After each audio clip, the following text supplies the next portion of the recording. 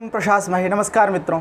एक बार पुनः उपस्थित हैं आपके समक्ष संस्कृत व्याकरण के अंतर्गत गुण संधि इस टॉपिक के साथ। देखिए, एक सूक्ष्म दृष्टि डाल लेते हैं। अभी तक जो हमने पढ़ा, सबसे पहले हम संधि पर विचार किए थे, संधि के प्रकार पर विचार किए थे। संधि मुख्यतया 3 प्रकार की होती है ना? स्वर संधि, व्यंजन संधि और विसर्ग संधि, है ना?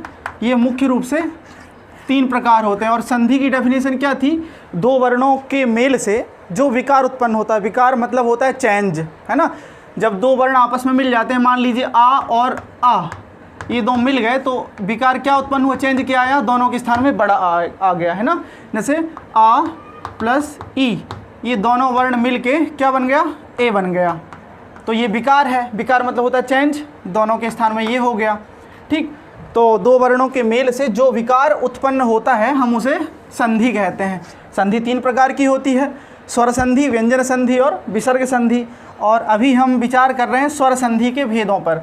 स्वर संधि के अंतर्गत भी हम पहला भेद क्या पढ़ चुके हैं? अभी दीर्घ संधि पढ़ चुके हैं।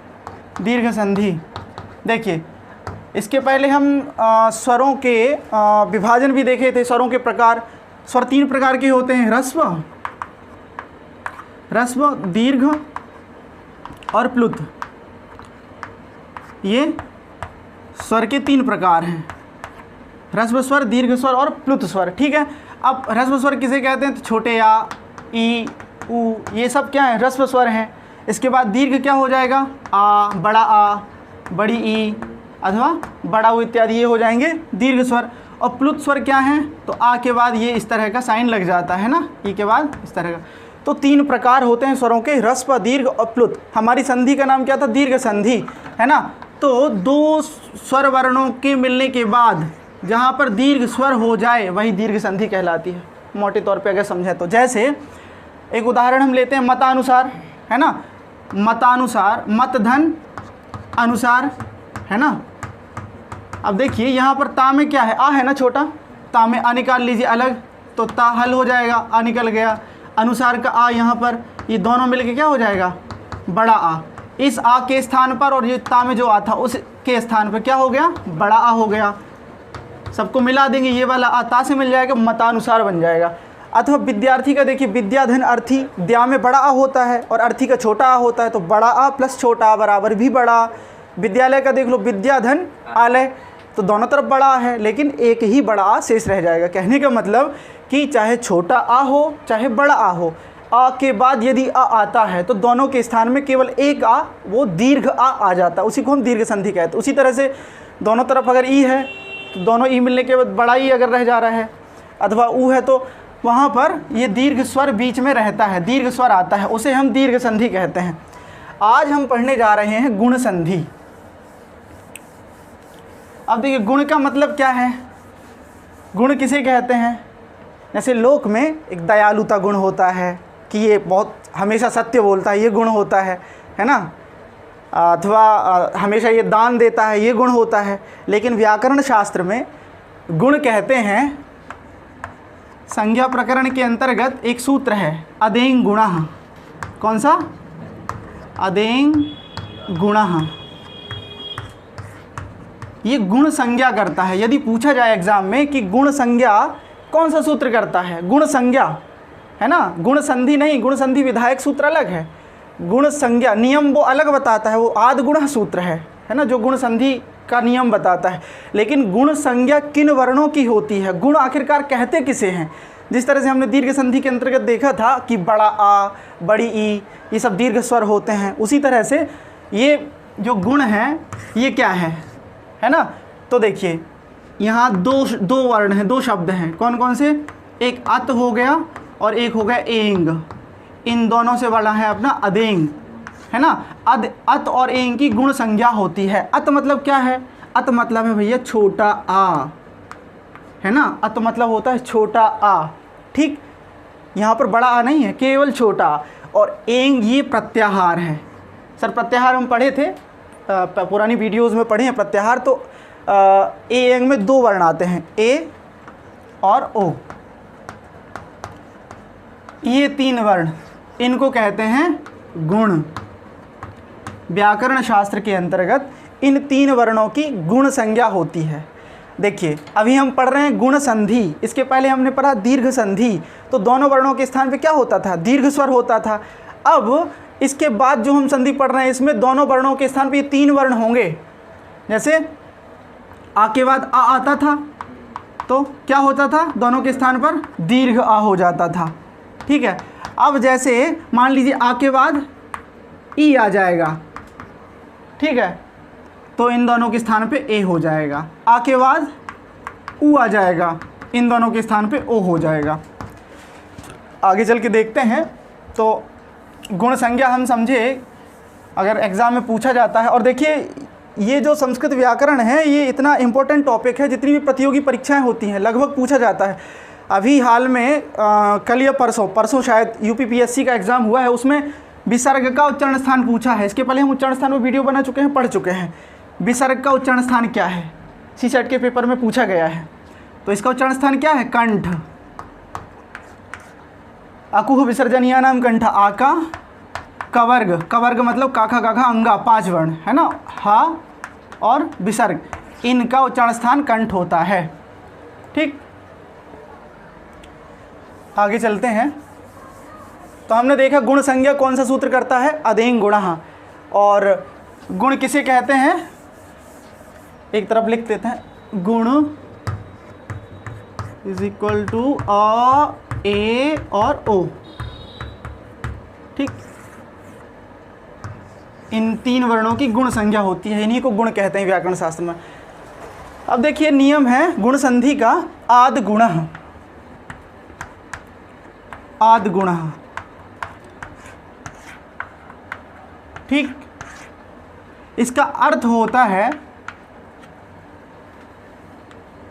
अ के बाद यदि स्वर वर्ण सामने आए तब, स्वर वर्ण आने पर पूर्व व पर के स्थान में गुण रूप एकादेश होता है। गुण रूप एकादेश होता है। थोड़ा सा कठिन लग रहा होगा लेकिन अभी हम बहुत सरल कर देंगे इसे। ठीक है, देखिए आ के बाद, आ से हमें लेना है छोटा आ अथवा बड़ा आ। ठीक है, आ के बाद यदि कोई स्वर वर्ण आता है, आ के बाद यदि कोई सामने स्वर वर्ण आता है, स्वर को ही अच कहते हैं, जानते हैं, व्यंजन को हल कहते हैं। ठीक, आ के बाद यदि कोई स्वर वर्ण आए, आ के बाद यदि स्वर वर्ण आने पर पूर्व व पर के स्थान पर, तो हमने पढ़ा था पूर्व मतलब होता है पहले और पर मतलब होता है बाद में, है ना। पूर्व मतलब पहले मतलब आ के स्थान पर मतलब होता है बाद में मतलब उस स्वर के स्थान पे, दोनों के स्थान पर। एक आदेश मतलब क्या होता है? दोनों के स्थान पर एक आदेश मतलब एक वर्ण हो जाएगा। जिस तरह से अभी हमने पढ़ा था दीर्घ संधि में कि दोनों स्वरों के स्थान पर एक दीर्घ रूपी एक आदेश होता है ना। जैसे आ प्लस आ, दोनों के स्थान पर दीर्घ एक आदेश होता है, तो इसका दीर्घ क्या होगा? बड़ा आ, है ना। दोनों के स्थान पर एक आदेश, इसी को कहते हैं। इसमें बहुत कन्फ्यूज़न होने की ज़रूरत नहीं है कि ये क्या लिख दिया, एक आदेश क्या होता है। एक धन आदेश, दोनों वर्णों के स्थान पर एक आदेश होता है, ना कि अलग अलग वर्णों के स्थान पर। ठीक है, तो आ के बाद अगर कोई सामने स्वर वर्ण आए तो पूर्व व पर के स्थान पे, पूर्व मतलब आ अथवा पर मतलब बाद वाला जो स्वर वर्ण है, इन दोनों के स्थान पर क्या होता है? गुण रूप एकादेश होता है। अब भैया गुण क्या है? तो गुण ऊपर लिखा है आ, ए और ओ, इन तीनों में से कोई एक वर्ण होना है। अब वो कैसे होंगे? ठीक है, प्रश्न ये भी होता है ना कि अच्छा आ और ई के स्थान पे ए ही क्यों होगा, ओ क्यों नहीं हो जाता है, अथवा आ और ऊ के स्थान पे ओ क्यों होगा, ए क्यों नहीं हो जाता है। इसको भी हम अभी समझेंगे। ठीक है, ये लिखा रहेगा। देखिए अब एक उदाहरण देखते हैं हम। जैसे गुण संधि का सबसे पहले गणेश शब्द है, गणेश। ठीक, इसका संधि करेंगे हम, अलग अलग इसको करेंगे, वही 4 स्टेप में फॉलो करेंगे, 1 2 3 4। सबसे पहले हमने अलग अलग किया गण धन ईश। अब देखिए नियम लगाएंगे, आद गुणः, अवर्ण के बाद, आ के बाद। तो यहाँ पर देखिए ण में क्या है, ण में छोटा आ छुपा है, ण के अंतर्गत छोटा आ है, उसे निकाल लीजिए, इसके साइड में बैठा लीजिए, तो क्या हो जाएगा, ण जो है वो हल हो जाएगा और आ हम छोटा बाहर निकाल लिए, ठीक है। और इसके बाद ये नीचे ले आइए ईश। अब देखिए आ के बाद यदि स्वर वर्ण आए तो, इतना क्लियर है, तो आ है, आ के बाद स्वर वर्ण ई आ रहा है, ठीक है। आ के बाद यदि स्वर वर्ण आए तो पूर्व व पर के स्थान में, इधर तक देखिए, पूर्व हो गया आपका ये और पर हो गया ई। पूर्व मतलब पहले, पर मतलब बाद में, इन दोनों के स्थान पर क्या होता है भैया, तो गुण रूप एकादेश होता है। गुण कितने हैं, गुण कितने हैं, आ ए ओ, 3 गुण हैं। अब प्रश्न आता है गुण तो 3 हैं, इन दोनों के स्थान पे क्या करना चाहिए, तो तीनों की 3 लड़ाई करने लगे ना, मैं जाऊंगा करके, तो सब अब इसमें हमें देखना है उच्चारण स्थान, वही चीज़ आ गई उच्चारण स्थान। आ का उच्चारण स्थान क्या है, आ का उच्चारण स्थान है कंठ, ठीक, आ का उच्चारण स्थान होता है कंठ। ई का उच्चारण स्थान क्या है, तालु, इचु ऐसा नाम तालु, कंठ और तालु।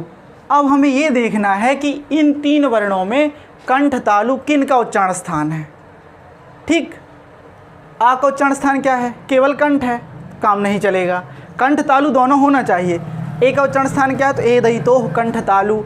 ओ का उच्चारण स्थान क्या है, ओ दयितो कंठोष्ठम। ओ का उच्चारण स्थान है कंठ और ओष्ठ, है ना। ए का उच्चारण स्थान है कंठ और तालु, है ना। ए और आई, इनका उच्चारण स्थान होता है कंठ तालु, है ना। और ओ और औ, इनका उच्चारण स्थान होता है कंठ और ओष्ठ, ठीक। तो हमारा आ का उच्चारण स्थान कंठ है, ई का उच्चारण स्थान तालु है, तो कंठ तालु इन जो गुण हैं 3 हमारे पास, आ ए और ओ, इनमें किसका मिल गया हमें, ए का मिल गया। अब देखिए पूर्व व पर के स्थान पर, पूर्व हो गया आ, पर हो गया ई, इन दोनों के स्थान पर क्या होता है, गुण रूप एकादेश होता है। क्लियर हो गया ना, किस गुण को हम ले आएंगे, ए को ले आएंगे, क्योंकि हमें उच्चारण स्थान मिल गया, इसका कंठ है, इसका तालु है, और कंठ तालु ए का उच्चारण स्थान है यहाँ पर, तो इन दोनों के स्थान पर हमने क्या ले आए, ए। भाई देखिए दोनों के स्थान पे लाए हैं, तो अब ये नीचे नहीं आएंगे, इन दोनों के स्थान पे क्या हो गया, ए हो गया। अब वही नीचे उसी तरह से ले आइए, ऋणाहल है, यहाँ पर केवल शा बचा, जोड़ दीजिए, जोड़िए, क्या बनेगा, ये जो ए है वो ऋणा में चला जाएगा, क्या बनेगा, गणे, और शा नीचे आ जाएगा, गणेश बना, ठीक। अब देखिए इसको और सरल ढंग से समझेंगे, हो सकता है थोड़ा सा कठिन पड़ गया हो।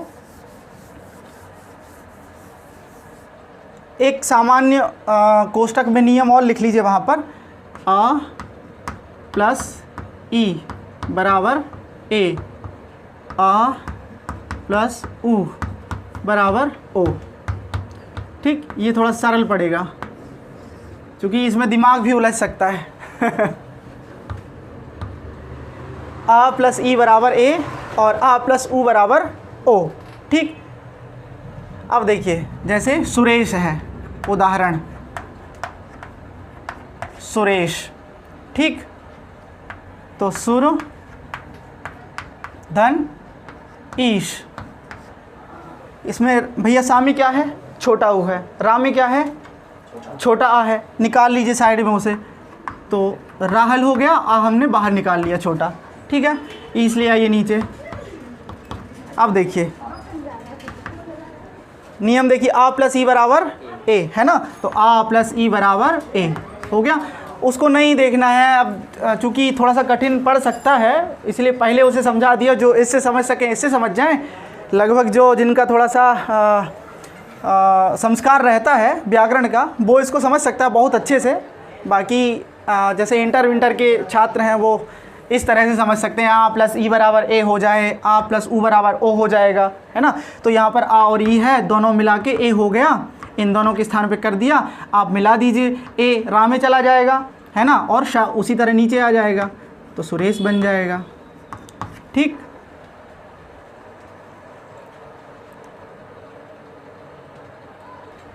देखिए अगला उदाहरण समझते हैं।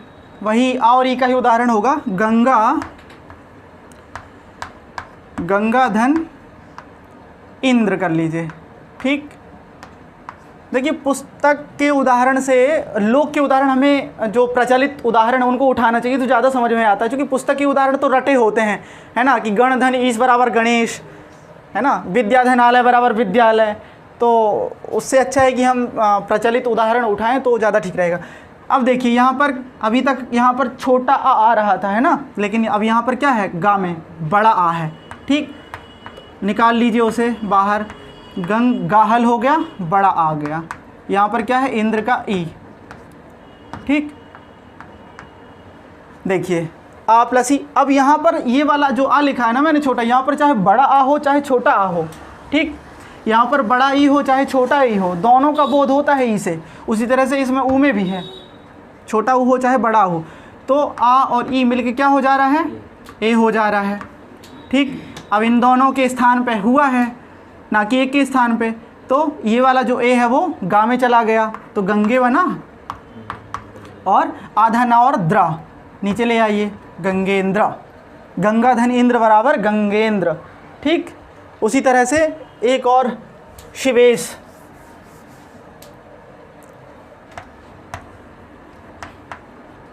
शिव धन, अथवा आप शिवा धन ईश भी कर सकते हैं। शिवा कहते हैं पार्वती को, है ना, धन ईश, पार्वती के जो ईश्वर हैं, अर्थात कौन, शिव। पार्वती के ईश्वर कौन है, शंकर।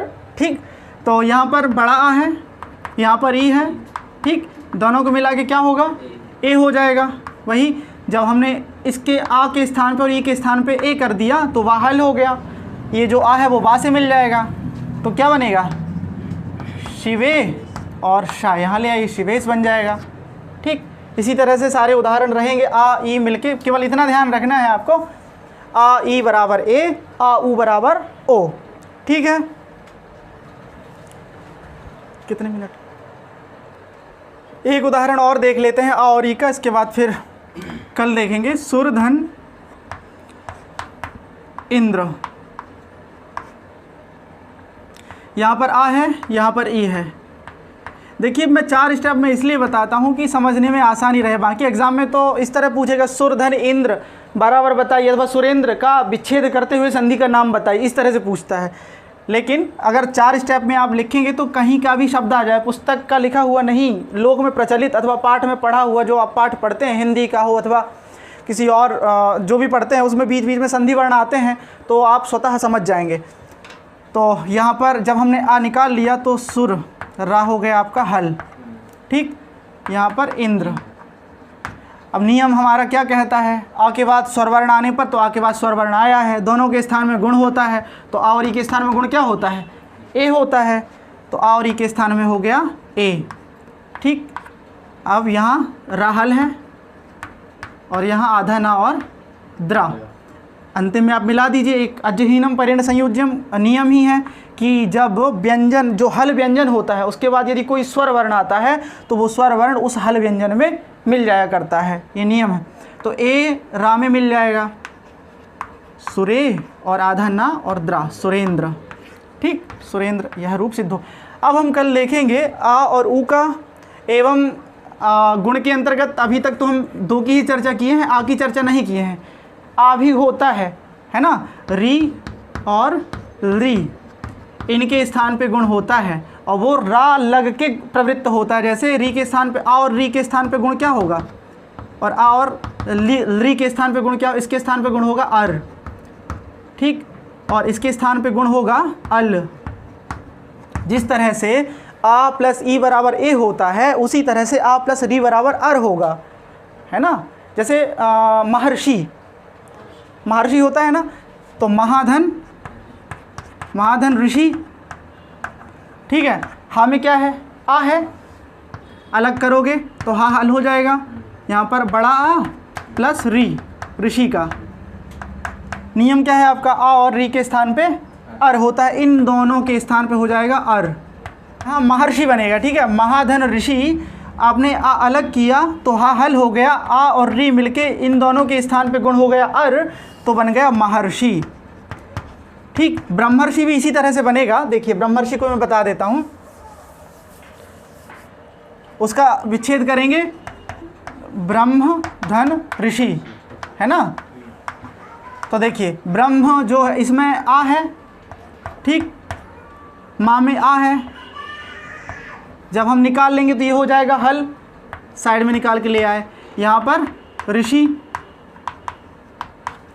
नियम क्या है आपका, आ के बाद स्वर वर्ण आने पर दोनों के स्थान में गुण होता है, तो आ और री के स्थान में गुण क्या होता है, अर होता है। तो आ के स्थान में और री के स्थान में आपने कर दिया अर, ठीक, इन दोनों के स्थान में। फिर से ले आइए तीसरी स्टेप में नीचे, ये हल है, इसके बाद केवल शी बचा है ना, इसमें सॉरी शी केवल।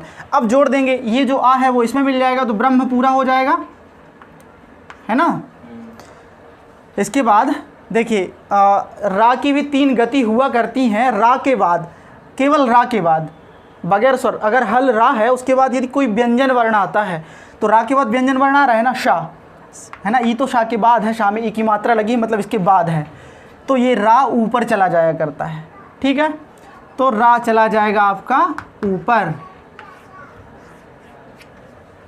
ठीक, ब्रह्मर्षि, महाधन ऋषि महर्षि, ब्रह्मधन ऋषि ब्रह्मर्षि। धन्यवाद।